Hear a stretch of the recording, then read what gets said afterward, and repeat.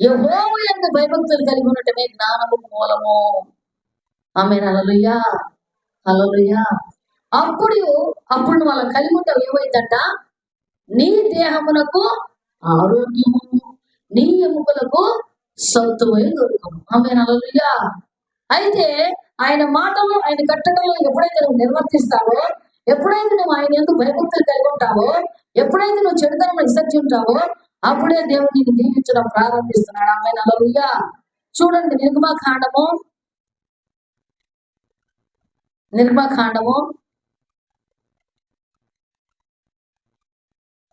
15,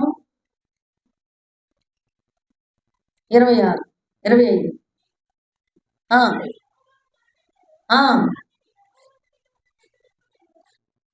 ఆ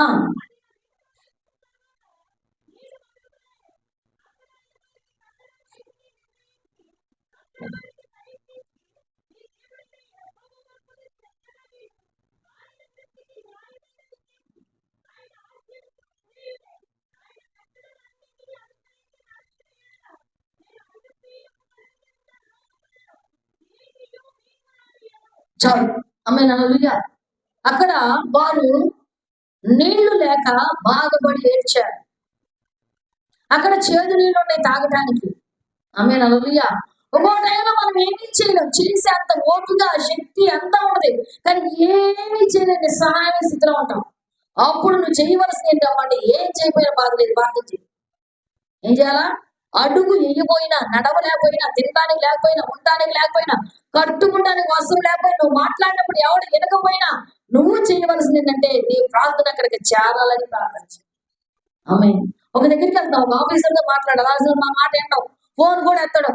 ఇప్పుడు ఒక మనిషి ఎత్తడం, నువ్వేం సాధించడానికి నువ్వేం చేయాలంటే, అన్నిటికంటే ముందు నీ ప్రార్థన సమాచారం వాడికి చేరాలని ప్రార్థన చేయి.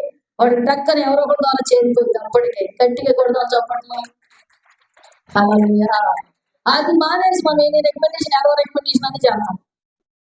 వీడికి కాదు, వాడికి, ఆడు కాదు, ఆడికి లోపు అది వెళ్ళిపోయింది.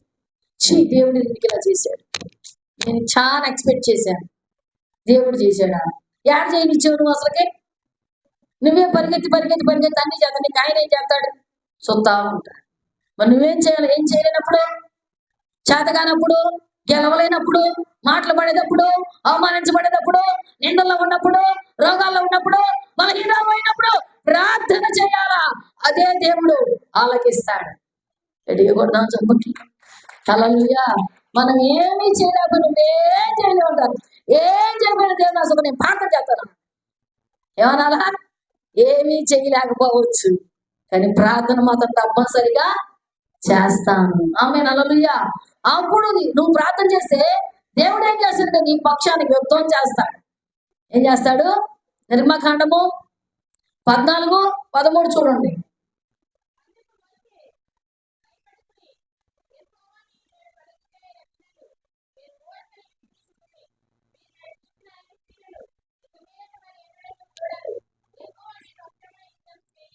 ఆమేన్. హల్లెలూయా. ఏమంటున్నాడు అక్కడ? అంతకుముందు ఒకసారి మాట్లాడినప్పుడు అంటాడు మోషేతోటి, నాకేలా మొర పెడుతున్నావు, సాగిపో, నేను నీకు వాగ్దానం ఇచ్చేసా. అయితే మీరు భయపడద్దు, ఏ విషయంలో కూడా భయపడద్దు. అసలు ఎందుకు భయపడుతున్నారు? ప్రతి దానికి భయమో టెన్షన్. ఎక్కడున్నా ఉండి టెన్షన్ లో ఉన్నాను అంటున్నారు. ఎందుకు టెన్షన్ లో ఉండాలి చెప్పండి? మనకి ఎందుకు టెన్షన్? దేవుడు మన పక్షాన మనకి ఎందుకు టెన్షన్? ఆమేన్. ఏం జరిగినా కానీ మంచి జరిగింది, చేశారు. ఒకరు చెడు చేయాలని అబ్బాయి నీకు పైన పలుమార్లు దాడి చేసినప్పుడు కూడా పలుమార్లు దాడి కూడా మంచిగా మారిపోయింది. పలుమార్లు దాడి కూడా మంచిగానే మారిపోయింది. ఆమేన్. హల్లెలూయా. అక్కడ అంటున్నాడు, మీరు ప్రార్థన చేయండి, మీరు సాగిపోండి, మీరు ఓగున నిలుచుండి. అప్పుడు మోషే అంటున్నాడు, నేడు యెహోవా మీ పక్షమున యుద్ధం చేయబోతున్నాడు, మీరు సాగిపోండి. మీరు ఓరికనే నిలబడి చూడండి. మీ పక్కన యుద్ధం చేసేవాడు, మీ పక్కన నిలబడేవాడు, మీ పక్కన ఉండేవాడు, శత్రువుల మీద దాడి చేసేవాడు యెహోవాయే. గట్టిగా చెప్పడు. యుద్ధం ఎవరిదంట? యెహోవా. మరి నువ్వేం చేయాలా? ఊరకనే ఉండమన్నాడా? కత్తులు గుణపాలు తీసుకొని బోధాలేసుకుని పోయి వెళ్ళి పౌరవులను సైన్యాన్ని పొడిసేయమన్నాడా? చదువు మాట. ఎవరి పక్షాన? మరి వాళ్ళ పక్షం చేసినప్పుడు నువ్వు పక్షాన్ని చేయలేదు. మరి మీరేందుకు ఊరంతా గొడవ పెట్టుకున్నారు? కళ్ళు దగ్గర పోతే ఊరంతా తిరిగినట్టు. హల్లెలూయా. ఎన్ని వచ్చినా, ఎన్ని బాధలు వచ్చినా, ఎన్ని శ్రమ వచ్చినా, ఎన్ని నిందలు వచ్చినా, ఏం జరిగింది అటువంటి కాదు, చూస్తా ఉండండి, దేవుడు చూసుకుంటాడు. నేనైతే ఏం చేయలేను ప్రభా, నేను గెలవలేను కూడా, నేను మాట్లాడలేను కూడా, నేను మాటగాడిని కూడా కాదు. నేను గెలిచి నేను మాట్లాడదామని నన్ను గెలవనివ్వరు, నేను నోరు తెస్తాను కూడా లేదు. ఏం చేయాలి? ప్రార్థన చేయాలి. ఆమేన్. మీరు ఊరికనే నిలబడి చూడండి, ఏమీ చేయలేనప్పుడు మౌనమే సమాధానం. నేను యెహోవా మీ పక్షమున యుద్ధం చేయబోతున్నాడు.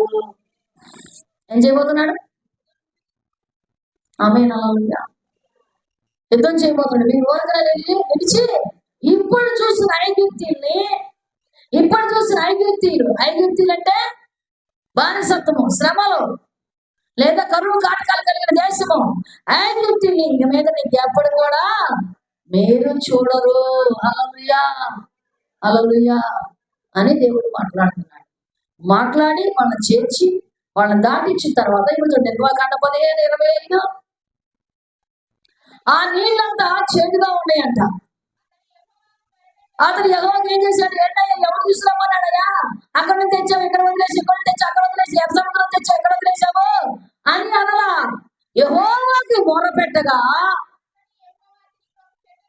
ఆమేన్. హల్లెలూయా. ఇప్పుడు శ్రమ వచ్చినప్పుడు, కష్టం వచ్చినప్పుడు, బాధ వచ్చినప్పుడు, ఏం చేయలేనప్పుడు ఏం చేయాలి? హాస్పిటల్లో 2 కాళ్ళు ఇరిగిపోయి సాపుకొని పడుకుని ఏం చేయాలి? డబ్బులు ఇంత ఆలోచించే డబ్బులు అయితే వస్తాయి, కాళ్ళు రావద్దు. ఎంతమంది వింటున్నారు? డబ్బులు వస్తాయి, కాళ్ళు రావద్దా? చెప్పండి. మొన్న ఒక సహోదరుడు ఏమీ లేదు, ఆలోచించి బ్రెయిన్ స్ట్రోక్ వచ్చి, అయితే డబ్బులుండి వాళ్ళ దగ్గర పర్లా, చిన్న కొద్ది బంగారం, ఇల్లు, వాకిలి, పొలాలు, ఒక నెల కూడా జరిగింది. ఇద్దరు చిన్న పిల్లలు బ్రెయిన్ స్ట్రోక్ వచ్చి హాస్పిటల్కి తీసుకెళ్ళి చూపిస్తే బ్రెయిన్లో అక్కడక్కడ బ్లడ్ క్లాట్ అయ్యి ఎట్లా కట్టింది, సర్జరీ చేయాలన్నారు. ఎప్పుడైనా గుర్తుంచుకోండి, తల సర్జరీకి అస్సలు ఒప్పుకోవద్దు. ఎవరు కూడా ఎక్కడ కూడా నాకు తెలిసినంత వరకు తల పగలగొట్టి సర్జరీ చేయడానికి మీరు అసలు అంగీకరించవద్దు. ఉన్నంతకాలం అంటున్న దేవుని ఆశం సర్జరీ చేసి ఇంతలా గడ్డలు బ్రెయిన్లో క్లాట్ అయ్యి గడ్డలు తీసేశారు. అప్పటికే ఓన్లీ సర్జరీ చేయడానికి 5 లక్షలు ఇచ్చినారే. ఆ తర్వాత కొంత డబ్బు అయింది, మొత్తానికి 6-7 లక్షలు అయినా. అయితే చేసిన వారాన్ని చనిపోయాడు. ఆమేన్. హల్లెలూయా. నీకు డబ్బు ఉండొచ్చు, ఆరోగ్యం లేదు. నీకు డబ్బు ఉండొచ్చు కానీ శక్తి లేదు. నీకు డబ్బు ఉండొచ్చు కానీ నీ ఎముకలకు సత్తువ లేదు. నీకు డబ్బు ఉండొచ్చు, నీ ప్రాణానికి గ్యారంటీ. ఇప్పుడు ఏం చేయాలి? చెప్పండి. ఇవన్నీ చేయాలంటే ఏం చేయాలా? ఇప్పుడేగా చెప్పాను, ప్రార్థన చేయాలి. ఏం చేయాలా? నీ ప్రాణానికి గ్యారంటీ కావాలన్నా, నీ ఎముకలకు సత్తువ కావాలన్నా, నీ పోయిన ఆరోగ్యం రావాలన్నా, నువ్వు హ్యాపీగా ఉండాలన్నా, పాత రోజులు రావాలన్నా, లేడి పిల్లలకు తిరగాలన్నా, చెంగు గెంతలు వేయాలన్నా ఏం చేయాలా? ప్రార్థన చేయాలి. ఎండాకాలం వచ్చిందని బాటిల్లో మజ్జిగ నీళ్ళు పోసుకొని తాగకూడదు, ప్రార్థన చేయాలి. హల్లెలూయా. ఆరోగ్యం వచ్చింది మజ్జిగ తాగుతాను అట్లని కూడా జనం అంతా మజ్జిగే తాగుతారు. రాదని నేను అంటున్నా, లేదు అని అంటున్నా. కానీ దేవుడికి మించింది ఏది లేదు. ఆమేన్. హల్లెలూయా, హల్లెలూయా. అప్పుడు నీ ఎముకలకు ఏమైతే ఆరోగ్యం, స్వస్థత వచ్చింది. ఇక్కడ కూడా అంటాడు, యుద్ధం యెహోవాదే, ప్రార్థన చేయి. ఇప్పుడు అంటాడు, నాకేమో మొరపెడుతున్నావు, సాగిపో అన్నాడు. ఇప్పుడు ఏమంటున్నాడు? యెహోవాకు మొరపెట్టగా యెహోవా మోషేకు చెట్టు కొమ్మ చూపించి ఆ కొమ్మను నరికి అందులో అతడు వేసినప్పుడు ఆ చెట్టు కొమ్మలో ఎప్పుడైతే వేసాడో ఆ నీళ్లు మధురములాయను. యెహోవాకు ఏం చేశాడు? మోషే ప్రార్థన చేశాడు, మొరపెట్టాడు. మరి దేవుడు ఏమంటున్నాడు? బలి మొరపెట్టే చెప్పబడ్డా. మరి ఏం చేశాడు? వెంటనే సమాధానం. దానియేలు దేవుడికి మొరపెట్టాడు. దానియేలుకి దేవుడు ఏం చేశాడు? సమాధానం. ఆమేన్. హల్లెలూయా, హల్లెలూయా, ప్రైజ్ లార్డ్, హల్లెలూయా. అక్కడ అన్నాడు, అతని ప్రార్థనకి సమాధానం వెంటనే వచ్చింది. నువ్వు అంటున్నాడు, లేసా చెట్టు కూడా కొమ్మ తీసి అందులో ఆ నీళ్లు మధురములైన. ఆమేన్. హల్లెలూయా. అప్పుడు అంటున్నాడు, నీళ్లు మధురములైన, నేను బాగు చేశాను, స్వస్థపరిచాను. అయితే 26వ వాళ్ళకి కొన్ని కట్టడలు ఇచ్చి కొన్ని మాటలు మాట్లాడుతున్నాడు. చూడండి ఒకసారి. నీ దేవుడైన యెహోవా వాక్కు శ్రద్ధగా విని ఆయన దృష్టికి అనుకూలమైన జరిగించి ఆయన ఆజ్ఞకు విధేయులై ఆయన కట్టడలను అనుసరించి నడుచుకుని అట్లా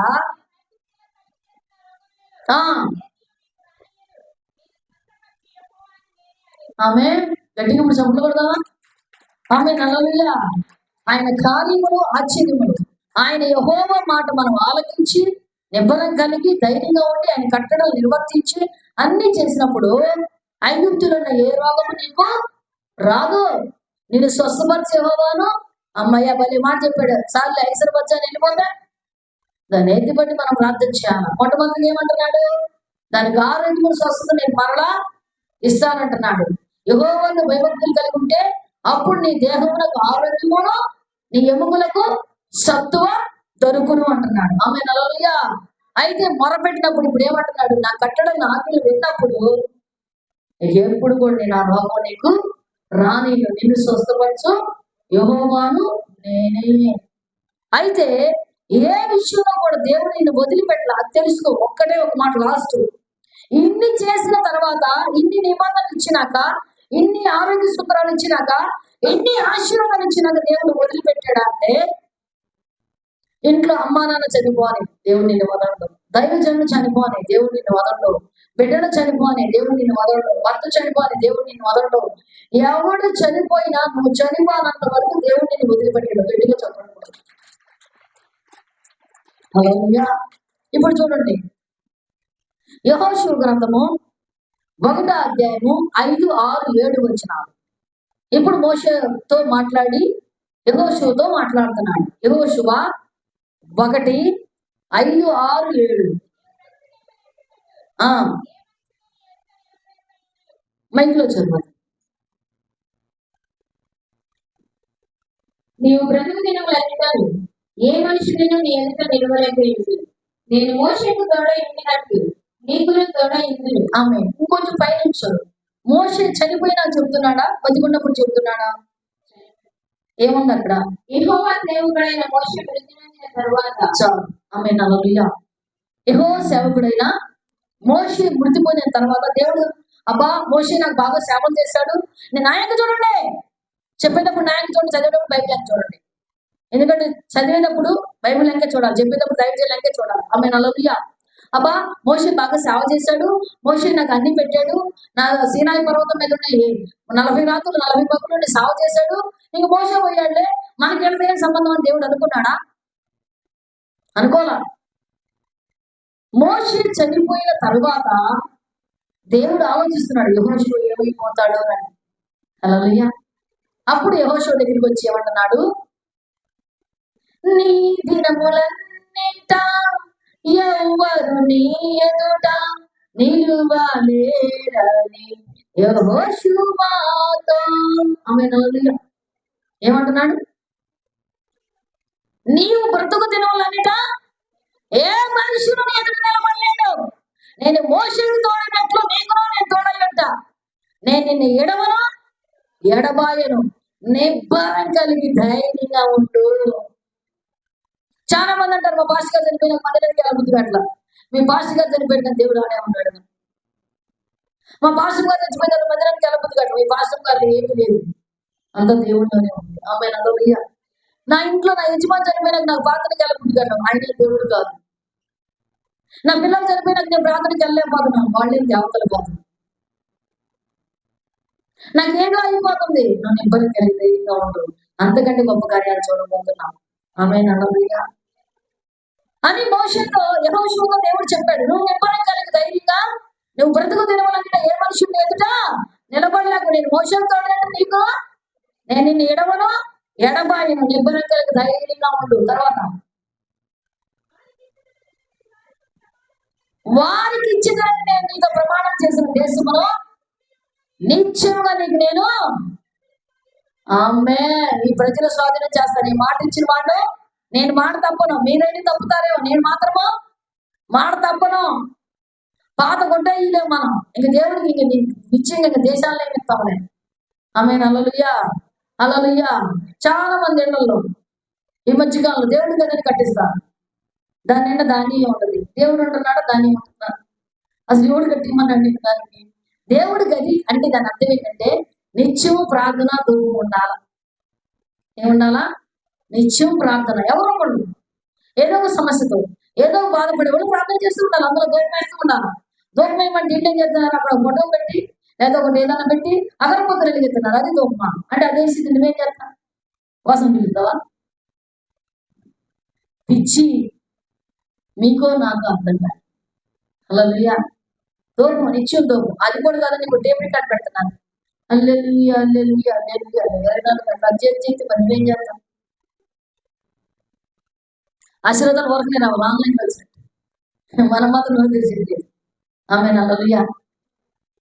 అయితే అక్కడ అంటున్నాడు, నేను మోషే తోడండి, నీకు నేను తోడండి, నేను నిన్ను ఎడమను ఎడబాయి నిబ్బరంగా ధైర్యముడు వారికి ఇచ్చింది నన్న దేశంలో నిత్యముగా ఈ ప్రజలకు నేను ఇస్తాను.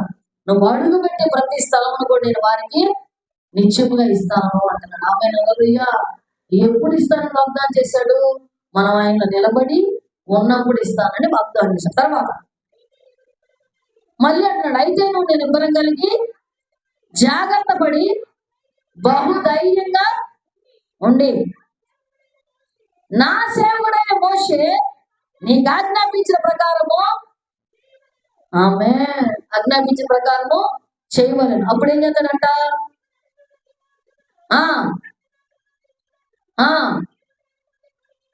కుడికి కానీ ఎడమకు కానీ తొలగొద్దు. హల్లెలూయా. అప్పుడు ధైర్యంగా ఉండు, నేను అప్పుడు కూడా నీకు తోడై ఉంటాను. ఆమె హల్లెలూయా. అంటే దాని అర్థం ఏంటంటే దేవుడు ఏదైతే నీకు ఆజ్ఞాపించాడో, ఏదైతే నీకు కర్తలు నిర్వర్తించాడో, ఏదైతే విధులు ఇచ్చాడో, ఏదైతే నిధులు ఇచ్చాడో వాడిని సక్రంగా చేసినప్పుడు, కుడిగా ఎడంగా తొలకొన్నప్పుడు నీకు ఆరోగ్యము, స్వస్థత, శక్తి సమస్తము లభించును.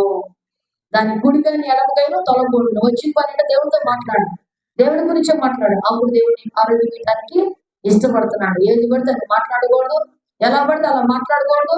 ఇంకోటి ఏంటంటే మిమ్మల్ని మీరు ఎప్పుడు కూడా దూషించుకోకూడదు. ఆమె హల్లెలూయా. దేవుడే బాగు చేస్తాడు, దేవుడే స్వస్థపడతాడు. నీ ఆశీర్వాదాలు శీఘ్రంగా నీకు లభించును. వాటి కోసం నువ్వు ప్రార్థన చేసి ఎత్తి పెడితే దానికోసం ఇవ్వడానికి దేవుడు సిద్ధపడుతున్నాడు. ఈ మాటలు దేవుడు దీవించి ఆశీర్వించిన దాకా. అలాగే కళ్ళు మూసుకోండి, ప్రార్థన చేద్దాం. మా మధ్యలో ఉన్నా నా దగ్గర ప్రార్థన చేస్తారు.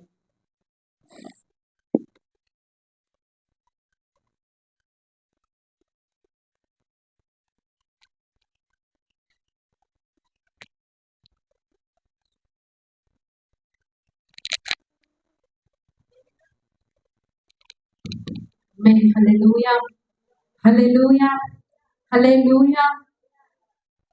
మనం మోకరించినట్లయితే ప్రార్థన చేసుకున్నామండి. ఇప్పటిదాకా మనం ఏదైతే ఎదురు చూస్తున్న వాక్కు మనకు అందించబడి ఉన్నది. ఎంతమంది దాన్ని స్వీకరించగలిగి ఉన్నారు? ఆయన ఎన్నో వాగ్దానాలతో మనల్ని దర్శించి ఉన్నాడు. ఈ రోజున ఈ యొక్క ప్రయాసపడి పరిగెత్తే ఈ లోకంలో మనకి ఏమేమి